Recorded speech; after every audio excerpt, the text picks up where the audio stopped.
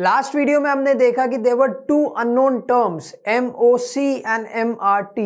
तो इस वीडियो में हम बात करने वाले MOC और MRT के बारे में। MOC का मतलब होता है मार्जिनल अपॉर्चुनिटी कॉस्ट। अब अपॉर्चुनिटी कॉस्ट का मतलब तो आपको पहले से पता है क्या होता है, the cost of the next best alternative forgone. ठीक है, तो मार्जिनल अपॉर्चुनिटी कॉस्ट का क्या मतलब हुआ? MOC refers to the number of units of a commodity sacrificed to gain one additional unit of another commodity। ये डेफिनेशन याद करने से पहले एक चीज मैं आपको बता देता हूं, इकोनॉमिक्स में मार्जिनल का मतलब हमेशा वन एडिशनल होता है। मार्जिनल कॉस्ट का क्या मतलब हुआ? The cost of producing one additional unit. Marginal revenue का क्या मतलब हुआ? The revenue gained by selling one additional unit.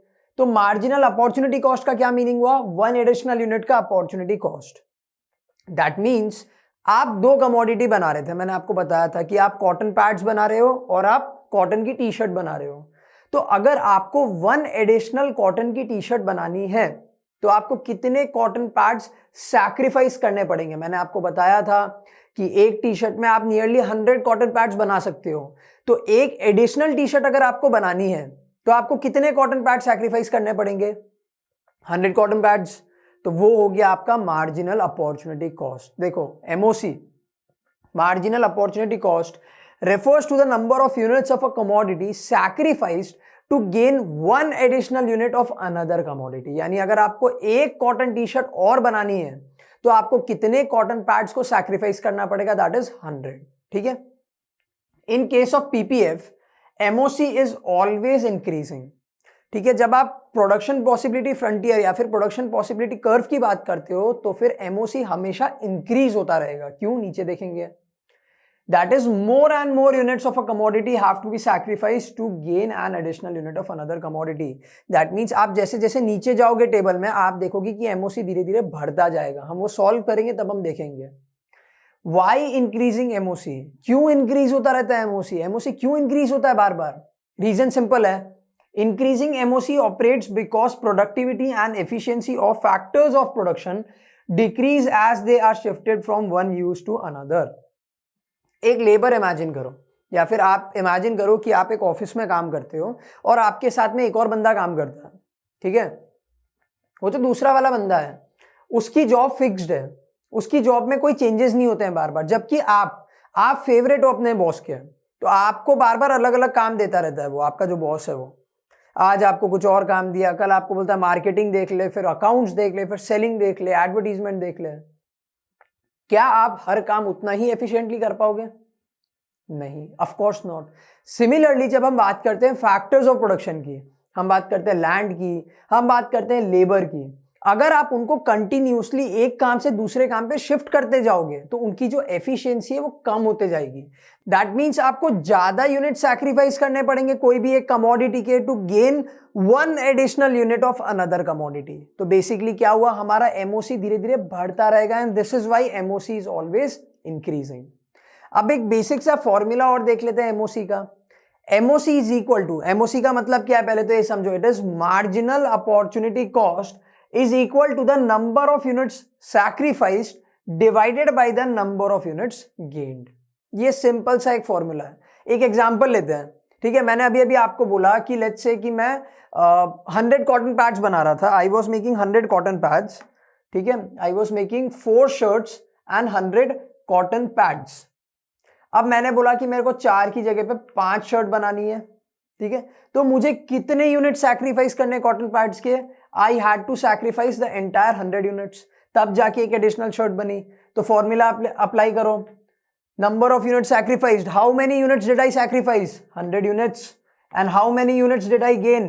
पहले 4 शर्ट बना रहा था, अब मैं 5 शर्ट बना रहा हूं, मतलब मैंने 1 यूनिट एडिशनल गेन किया है। तो 100 डिवाइडेड बाई 1, तो मेरा MOC क्या हो गया? 100।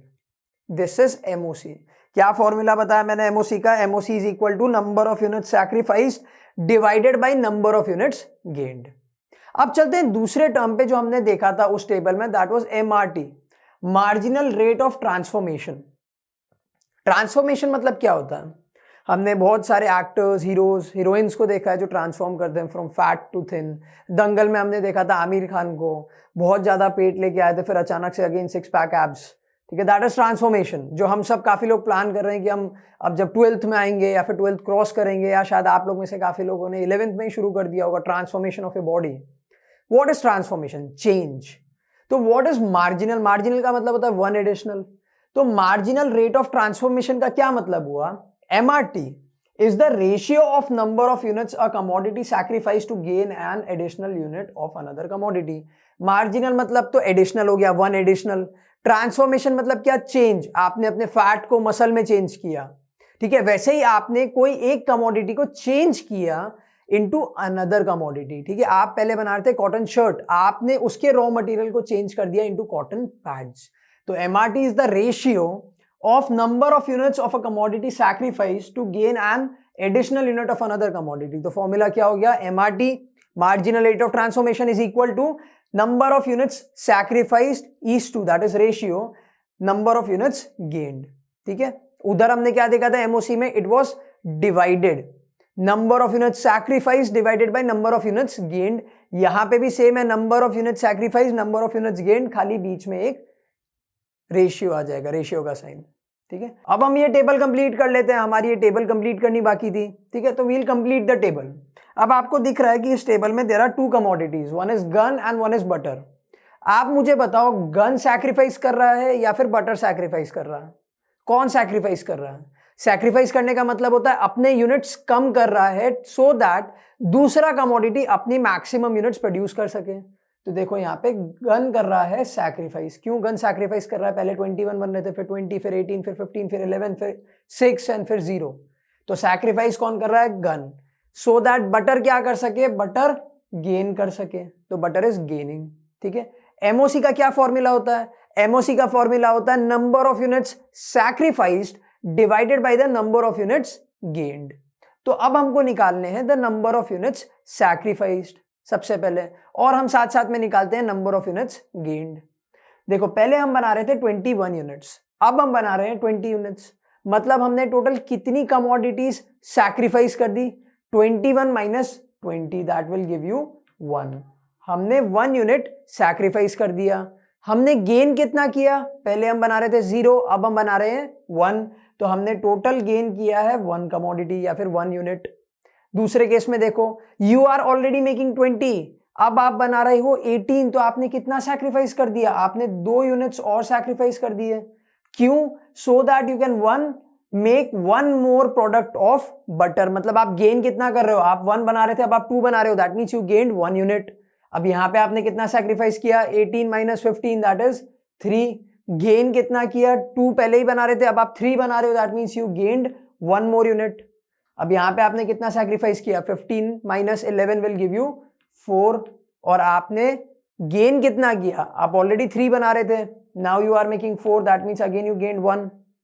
11 माइनस 6 5, यहां पे आपने 5 यूनिट सैक्रिफाइस किए और आपने गेन कितना किया? अगेन 1। मतलब आप 4 पहले ही बना रहे थे, अब आप 5 बना रहे हो, दैट मीन्स आपने 1 मोर यूनिट यू गेन्ड। और लास्ट में you are making 6, now you are making 0। तो आपने कितने सैक्रिफाइस कर दिए? 6 units to gain 1 more unit of butter। Simple. अब MOC का फॉर्मूला अप्लाई करते हैं। क्या था? Number of units sacrificed divided by the number of units gained, यही फॉर्मूला था। तो करते हैं, 1 डिवाइडेड बाय 1 1। सेकंड में देखो, आपने कितने यूनिट सैक्रिफाइस किए? 2। गेन कितना किया? 1। तो 2 डिवाइडेड बाय 1 2। थर्ड वाले में आपने 3 यूनिट सैक्रिफाइस किया और आपने गेन कितना किया? 1। तो 3 डिवाइडेड बाय 1 3। फोर्थ कॉम्बिनेशन में आपने कितने यूनिट सैक्रिफाइस किए? 4 यूनिट सैक्रिफाइस किए, गेन कितना किया? 1 यूनिट। तो 4 बाई 1 इज 4। फिर आपने 5 यूनिट सैक्रिफाइस किए और गेन कितना किया? 1, that means 5 divided by 1 will give you 5। And last वाले में you sacrificed 6 units and you gained 1 unit. तो 6 divided by 1 will again give you 6। आपने यहाँ पे एक और चीज देखी, वो एक और चीज क्या थी कि मैंने आपको पहले ही बताया कि MOC is always increasing। in case of PPF MOC is always increasing। तो हमने देख लिया 1 2 3 4 5 एंड 6, MOC कंटिन्यूसली इंक्रीज हो रहा है। 1 के बाद 2 3 4 5 एंड 6। अब हमें क्या निकालना है? अब हमें निकालना है MRT। अब MRT का क्या फॉर्मूला था? Number of units sacrificed is to the number of units gained. यही था फॉर्मूला एमआरटी का। फर्स्ट यानी जब आप कॉम्बिनेशन बी की बात करते हो तब आपने कितने यूनिट सैक्रिफाइस किए थे, 1 यूनिट सैक्रिफाइस किया है आपने, गेन कितना किया है 1, तो 1:1, सिंपल। दूसरे वाले में आपने कितने यूनिट सैक्रिफाइस किया, आप 20 बना रहे थे, अब आप 18 बना रहे हो, that means you sacrifice 2 units. Gain कितना किया, गेनिंग हर जगह पे 1 ही है यहाँ पे, तो 2:1। अब थर्ड केस में आपने कितने यूनिट सैक्रिफाइस किए, you are making 18 units, now you are making 15 units, तो आपने सैक्रिफाइस किए 3, तो 3:, गेन कितना किया है 1, तो again the answer is 3:1। Similarly next case में आपने 4 यूनिट सैक्रिफाइस किए और आपने गेन किया 1 यूनिट, तो 4:1। फिर आपने सैक्रिफाइस किए 5 यूनिट्स और आपने गेन किया 1 यूनिट, तो 5:1। एंड लास्ट वाले में आपने सैक्रिफाइस किया था 6 यूनिट्स और आपने गेन किया है 1 यूनिट, तो 6:1 इज योर आंसर। तो जो टेबल हमारी पहले वाले वीडियो में बाकी पड़ी थी, इनकम्प्लीट थी, वो हमने इस वीडियो में कंप्लीट कर ली है। इस वीडियो में हमने क्या क्या सीखा कि एमओसी क्या होता है, एमओसी का फॉर्मूला क्या होता है, जल्दी बताओ। Number of units sacrificed divided by the number of units gained. फिर हमने सीखा कि एमआरटी क्या होता है, उसका क्या फॉर्मूला था, number of units sacrifice is to the number of units gained. और हमने ये वाली टेबल भी कंप्लीट कर ली। तो इसी के साथ में हम ये वाला वीडियो खत्म करते हैं। अब चलते हैं नेक्स्ट वीडियो पे।